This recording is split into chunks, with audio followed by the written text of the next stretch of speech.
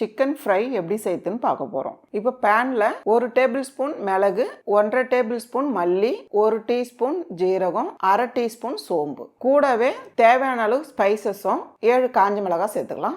அடுப்பத்தையை குறைச்சி வச்சு இதெல்லாம் சேர்த்து ஒரு பொன்னிறமாக 1 நிமிஷத்துக்கு வறுத்து எடுத்துக்கலாம். இந்த அளவுக்கு வரப்பட்டு வந்ததும் நல்லா ஆற வச்சு இதை நல்லா பவுடர் பண்ணி எடுத்துக்கலாம். இப்போ அதே பேனில் 3 டேபிள் ஸ்பூன் அளவுக்கு எண்ணெய் சேர்த்துக்கலாம். எண்ணெய் சூடானதும் 3 பெரிய வெங்காயம் பொடியை நறுக்குனது இதை சேர்த்துக்கலாம். வெங்காயம் சேர்த்து கொஞ்ச நேரம் நல்லா வதக்கிடுங்க. இந்த அளவுக்கு வதங்கி வர டைமில் கூடவே 2 டேபிள் ஸ்பூன் இஞ்சி பூண்டு பேஸ்ட்டு சேர்த்துக்கலாம். இதையும் சேர்த்து நல்லா வதக்கிடலாம். இந்த அளவுக்கு வதங்கி வர டைமில் நான் 1/2 கிலோ சிக்கன் எடுத்திருக்கேன், இதை சேர்த்துடலாம். இது கூடவே 1½ டீஸ்பூன் மிளகாய் தூள் சேர்த்துடலாம். 1/4 டீஸ்பூன் அளவுக்கு மஞ்சத்தூள், கொஞ்சமாக உப்பு, இதெல்லாம் சேர்த்து நல்லா கலந்து விட்டுருங்க.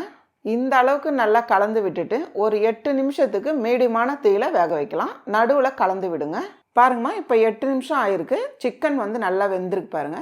இந்த டைமில் நம்ம அரைச்சி வச்சிருக்க மசாலாலேருந்து 2½ டேபிள் ஸ்பூன் சேர்த்துக்கலாம்.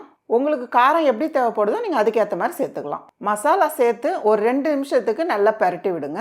பாருங்கம்மா, மசாலா சேர்த்து 2 நிமிஷம் ஆயிருக்கு. சிக்கன் நல்லா வெந்திருக்கு பாருங்க.